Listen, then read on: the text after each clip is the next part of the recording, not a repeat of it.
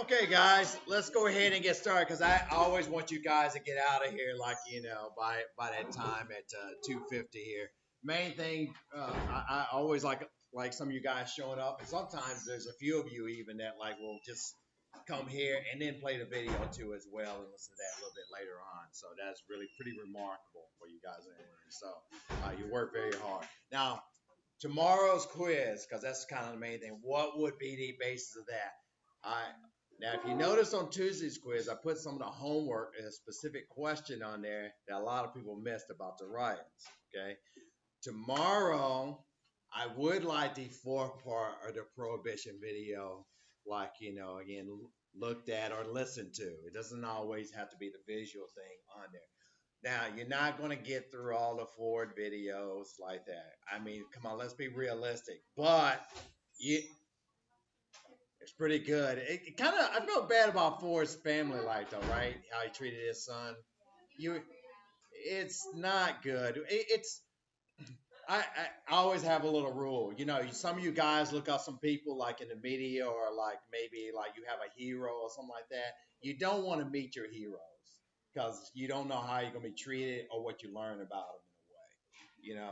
You just never do. So just kind of keep them at far and like that about that. So it's pretty sad in a way like that. So, but you think about the 20s or the early 20th century, you do think of Henry Ford. So I would say probably one or two, at least. Well, I guess it's two parts for sure. There'll be a couple of questions from that. We will probably not get into, definitely not Herbert Hoover and the Great Depression and everything. That will not be on your quiz tomorrow.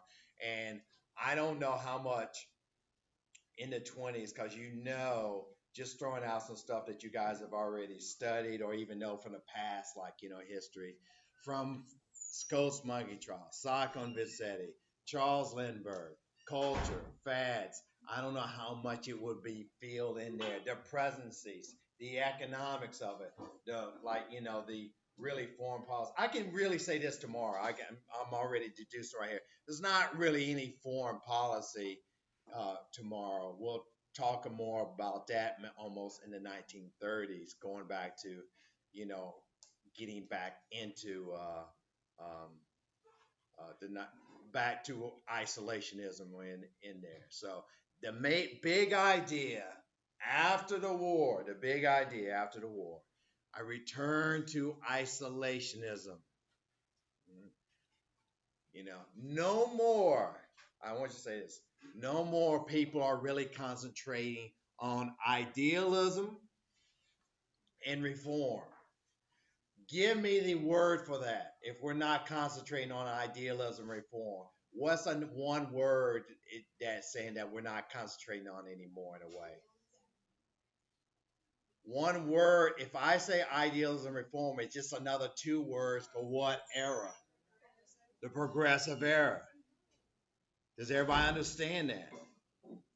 So you should understand how like things are synonymous, things like that, and idealism and reform. What you're going to have is conservatism. You're going to get back to that.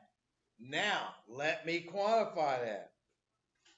Along with that, almost in a dual manner, though, what is going to be happening in the cities? More liberalization, more freedom.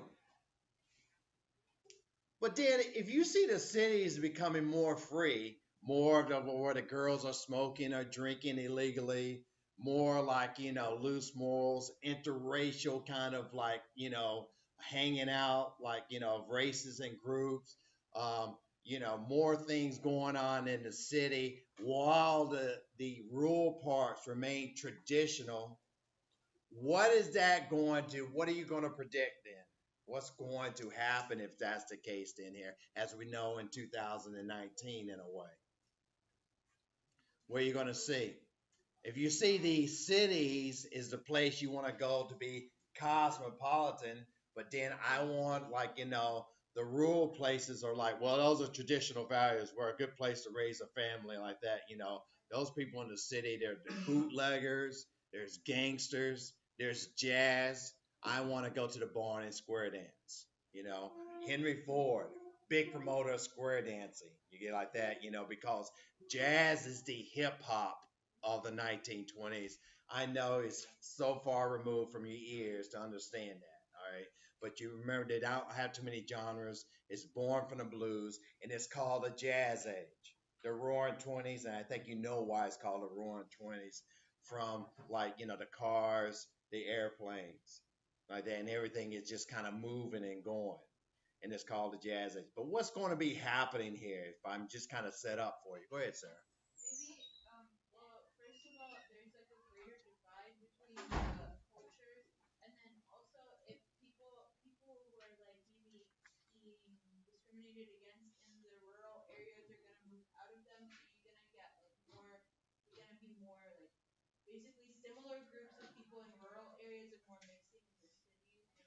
Yes.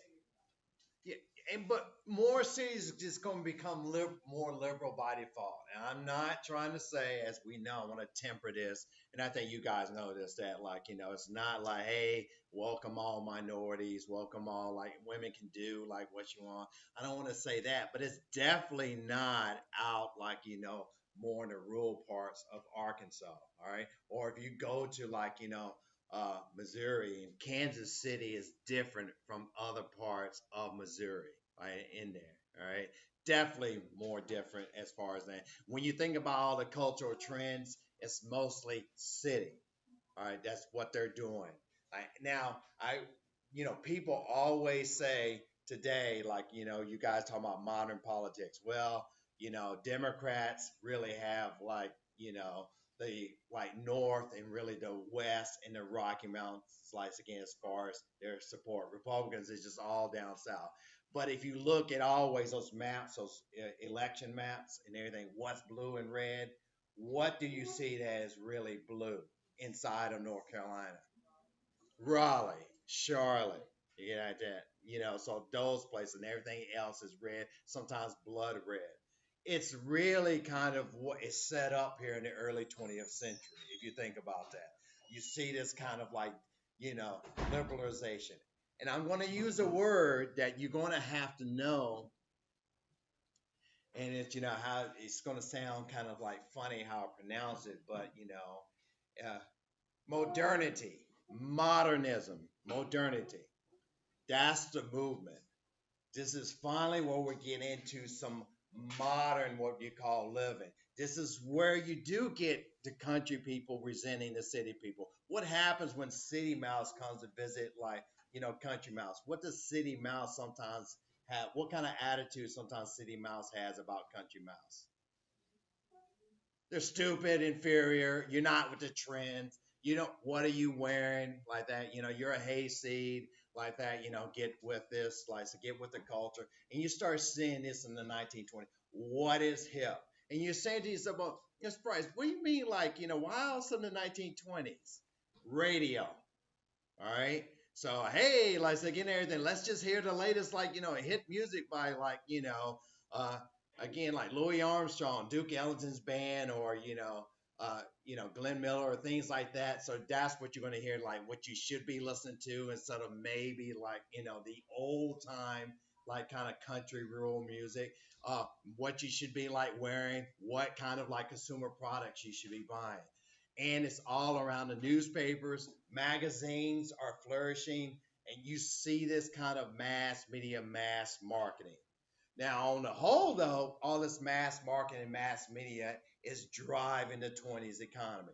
What is making people do, especially even if you don't have the money to buy something? Now they're establishing credit, installment buying, not really a credit card. They just, like, some wife would go to the store and say, well, just put it on my husband's credit line there. And they would mark it down into a book. You get it and buy something, right? Or you cannot pay $500 for a Model T. They have some kind of installment buying plan or something that will help you, like, to get the car. So that's going to drive up spending. And what do we know about capitalism if you drive up spending by consumers? What do we know about capitalism?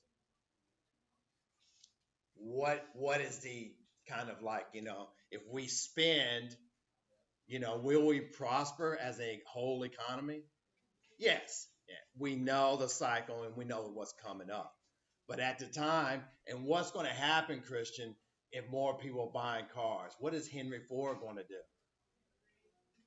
What is he going to do as far as like making cars? What is he going to do? He's going to be making more, and plus, he's going to need tires. He's going to need steel. He's going to need assembly line. He's going to need like he's going to need all kinds of like glass, like again, all kinds of parts. So that just really booms the economy. There's what we call, I know you guys in really the biology room, a saturation point, right? So it's going to get to that at the end of the 1920s. But right now, it's like, everybody is doing very well. The perception is anybody can, like, get rich. Now, I'm talking big ideas right now. Do you get that kind of scope and picture of the 1920s? And you guys really need to start gravitating to like progressive era. Now we had World War One that kind of marked or symbolized the end of the progressive era. Now the 1920s. What characterized the 1920s besides the details? Rise of the Klan, Harlem Renaissance, the Flappers. I just went through that. Traditionalism versus modernism or modernity. And I'm telling you that you really need to understand that. Right? Now I'm going to go back and start with some specifics because I'm telling you, we're before the 1920s. Every decade that we do that's kind of identifiable, 20s, 50s, 60s, 70s, and 80s. They really don't get the 20s don't really get started until about 3 or 4 years in. And so that means the decade actually culturally and characterized is really about, we think about the 1920s almost last to like 1933. That's everywhere. But in historical things, we'll always talk about 1920 to 1929. Right? Just want to say. Now, two amendments is going to influence the culture of the 1920s. Big time. Two amendments. And what is one of those first progressive amendments that's going to really influence? And remember, you got four to choose from, but I'm asking which two are going to influence the most the 1920s socially and culturally here. So give me a nomination for one that will probably like, knowing the four progressive amendments, this would be one of them. All right, Christian. Prohibition, what number is that one? Just for the good of the order. 18th. I'll let you have another one. Right. It's the last two. I know you know those two, and I think the 18th is obvious why that's going to influence the 1920s. But let's do some deduction here. Why is the 18th Amendment? Why was it a patriotic move for the 18th Amendment to be mostly ratified by states, not official until 1920 during the war? Why was it very patriotic to pass the 18th Amendment? You kind of got to get in their mindset of the early 1900s here. Sarah.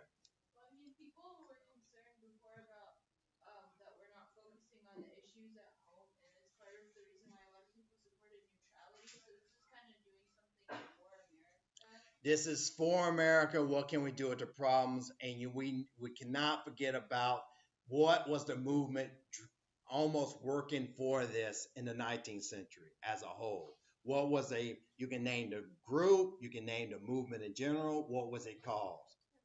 Temperance. You have to know that. I don't know why everybody knows prohibition, but they did not know 19th century temperance. All right. And the WCTU. All right. Like again, so that was definitely, Emma Willard, like again, Neil Down, the 1850s are driving this. But I'm going to ask again, sirs, is again, that is right, but there's some more answers to this. Let's see if you get some deep thinkers in here. Why is it a very patriotic to kind of pass like prohibition during the war? All right. And you have to get in, you guys can't think like 2019, you commie liberals in here. Yes. Who's our main antagonist and enemy? Hmm, let's see here. How can Germany be connected to alcohol? Hmm.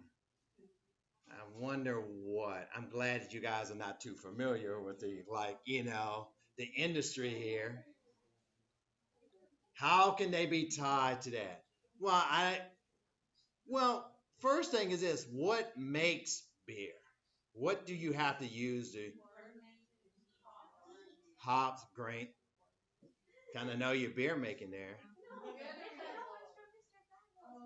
Oh man, that's right. It should be. Now, why is it that it's patriotic to not use those grains during the war? Weightless, like that. There you go. You want to conserve. All right. And also too here in the United States. All right. They're gonna be attacking wine and liquor. It makes you want to think about going after beer. Go ahead. What was the thing about the weedless? It means that look, if you're going to conserve our flour, our grains and stuff that makes our main food, you don't want to be using it for beer. It's sinful anyway, and it causes a lot of problems. And who are our major manufacturers of this beer? Where did it? Who founded them? And who is kind of like prospering from them? What German immigrants. All right. So there's some, racial undertones and maybe even some overtones to kind of for prohibition. All right. Does everybody understand that? So everybody wants to think it's, again, that, it's always this, thing against prohibition because we want to correct things socially, you know.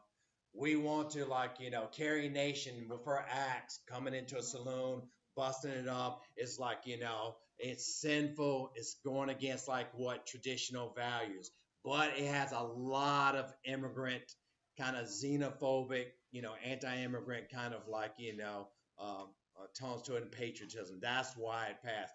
So a lot of times you wonder why who gets elected, who gets passed. It's timing, and the timing was right for this. It's not so much it's clear cut here. So it's a return to hypocrisy, you know, instead of just a return to normalcy. It's a return to hypocrisy because it's always like, hey, stop the sale of beer and drinking. And you know what? I'll drink to that. It's the hypocrisy of it all, like that. After the legislators in the states would often pass these, the 18th Amendment. Now what do we do? We're gonna go celebrate. What? To the bar across from the legislative building. You're in Albany. That's why it's a return to hypocrisy in a way. So, so you think about this. 1919 to, and by the way, just want to tell you this.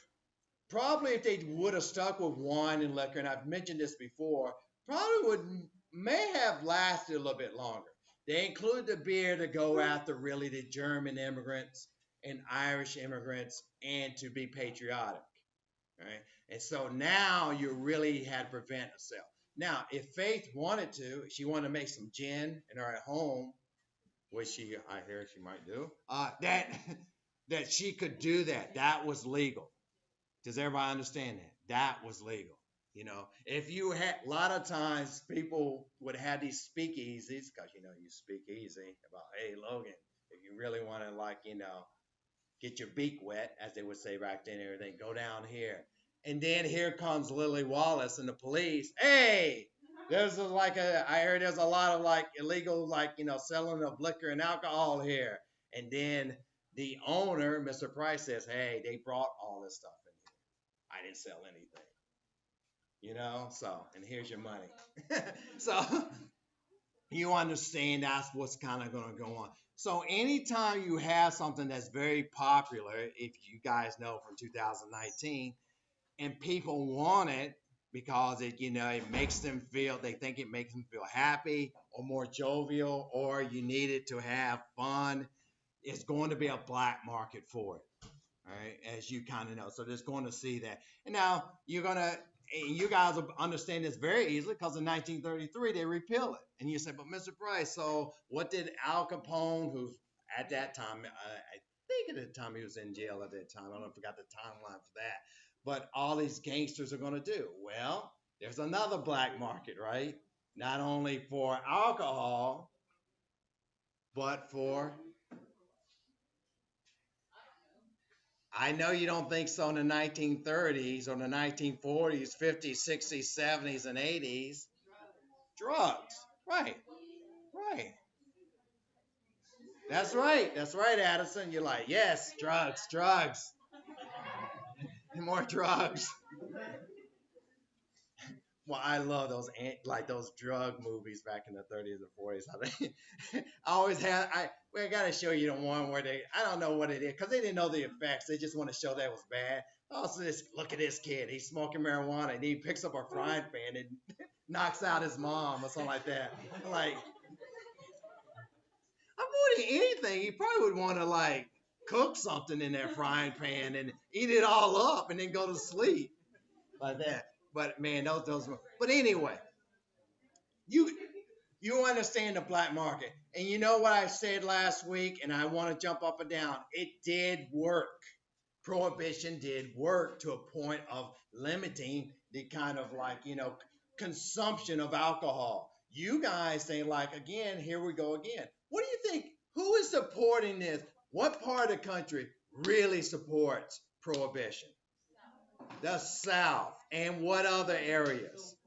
Rural areas. The rural areas is always saying, hey, this is a good thing. The Klan definitely supports this. Prohibition, like that. Anti-immigrant. Uh, the Klan against child labor. So the Klan, in a lot of ways, I know you don't like to hear this because, like, oh, I want them to be the bad guys, and I want to like stomp them and all that kind of stuff. On on paper, has some progressive type ideas. And that's why people can agree. However, you give me that frowny look. A lot of times, I've done this with my civics class. You can go to back in the old websites, back in the 1990s, early 2000s, those basic websites. A lot of times, Klan would have what they stand for. This was like, 2004, 2005. And if you didn't know it was a Klan, half my students would be like, I agree with that. You know, concentrate on problems in America. You get it? Against drugs. That. Make sure that like our communities are like safe from crime. And people was like, welfare people should be working. So a lot of people were like, Mr. Price. And then I said, oh, that's the Klan website, and they get all appalled. A lot of things pro-Christian should have the Ten Commandments, like in the classroom. A lot of people would agree. But once you say it's the Klan, you go like, oh no, I don't want to be branded like that. They stand for a lot of things. In 1920, there's going to be more Klan in Indiana than any other place in the nation. Anaheim, California is Klanaheim because there's so many Klan. Klan, Klan, Klan because it's become a mainstream organization. Why could like about 1 million members march in Washington, D.C. in the 1920s? Because they had the numbers. That's what you want to be. If you were a young, like, white male or middle-aged white male, not particularly poor, not real poor. I know that's your picture. And not particularly rich, but somewhat like lower class, working class to middle class, you were a member of the Klan. All my, kids always said, Mr. Price, Harry Truman was a member of the Klan. He had to be. Harry Truman is not some bigoted, like prejudiced, racist guy. He's just someone, if you had to move up in politics, it was a club that you had to kind of like network with and anything. That's how mainstream it was, right? And the Klan in the 20s, they rebranded themselves as being like, again, two things they had a lot of support with, all right? Being anti-Catholic, anti-Jewish. And a lot of people, Americans, have kind of agreed with that in there. Being anti will gain you support, as you know. Like today, some people are anti certain groups or people and stuff like that, and they're like, "Hey, I understand that. Hey, I gotta like, I'm worried, Mr. Price. I'm scared. Once again, I just want to make sure I'm be able to make money. I'm worried about this country. I don't want to, you know. So, and it really works. Okay. All right. So here's what I want to close out with because we got the 18th Amendment, how that's going to influence. Well, I don't see a clear cut. Somebody's going to do some deep thinking. Thank you, Jessica, for mentioning the 19th. How's the 19th Amendment going to influence the 1920s without, we know the obvious, women have a right to vote. We know the obvious, you know. By the way, who is going to be voting in 1920? What part, where are women going to be mostly voting from in the 1920s? What areas? Cities. Thank you. You know, no, honey, you're not going to vote. Like I said, what do you mean I'm not going to vote? Because, you know, you don't understand this. And that's a conversation at home a lot of times in the rural areas. Or sometimes a woman being a good wife would say, you know how to think about politics. I don't. You know, and they would actually defer to that and everything and say that. So you see this dichotomy. So what's going to, how's this going to influence? Let's see, Sarah.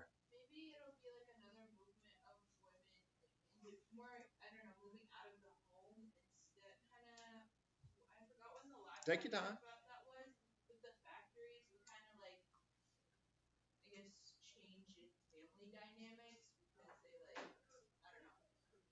What is that right kind of doing to vote?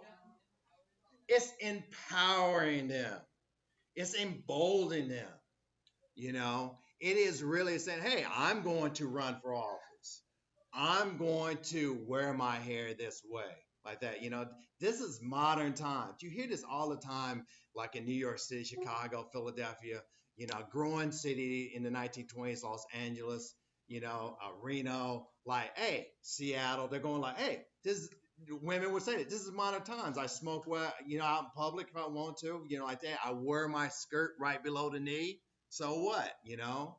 Like that, and I'm going to go out to the beach like that. You saw the earlier pictures how women were dressed when they go to the beach, hat, dress, head to toe, and women were being arrested for showing their like you know below the knee like that, you know, and their shoulders like that. And they said, no, I mean this is going to be kind of like you know this antagonism here in the conflict. Women are being emboldened that they can do this. And again, I'm always going to say this: it's the women mostly in the urban areas. All right. Now there is something liberating women and men, even out of country areas. It's a piece of technology. And this is a way they can, it gives them a way to be like, hey, I can, like, I've seen other places. I've hung out for other people. Television, that's not technology. Huh? The car. You do not have to have a license in North Carolina in 1925 to drive a car. You could be 10. All right. Right. You could be a woman. All right. And be driving. And sometimes you're like, hey, I know how to crank this car up. I know how to start. I'm going to go this place to that place. I'm going to go, you know, hang out like, you know, again at this jute joint. That's what they call them. Like, again, playing jazz and see what's going on. That was beginning again to open up like some liberation there as well. The car is the one of the most liberating things, you know, in the 20th century. The only thing that's going to kind of circumvent the car is the airplane. And the likes again, and like you know, travel and transatlantic travel and cross country travel. But this is the age of gasoline, and it's the age of car that's really liberating a lot of people where you go. I always say to yourself, I know you guys don't understand this. Most people were isolated literally, and they did not leave places and everything unless they got on a train and go to the cities and do stuff. Okay, that's very good. So everybody understand how that the modern woman, short hair, makeup, really, you're not, you know what the Southerners or maybe somebody in the rural like places would say, even in Indiana. Let me just say this, even in rural Indiana, rural Pennsylvania, it's like you're looking like a hussy, a harlot, you know, wearing that stuff and how you do it. You saw in the film clips how they used to do it the old ways of the matches and stuff like that. But they want to do that. Alice Paul and them represented Mama. And by the way, Sarah, speaking of like the voting, Alice Paul is going to work on something a little bit more radical, and it's not even going to be proposed to the states until the 1970s, the Equal Rights Amendment. She says, you know what, we should have an amendment that says women have just as much of the equal rights as men, you know. And that's going to even be defeated, like, after it's proposed in the 1970s. All right. So, but she's working on. So you see all, and you're going to see a lot of women in the public. I want to close out. I know that was a lot, but I'm telling you, you have to understand these big ideas. I'll ask questions from what I'm like, what I just talked about and everything, that you understand these big ideas. So you're not wasting your time. I will be, a couple of questions about that too as well. I gotta let you guys go. Okay. You guys are great.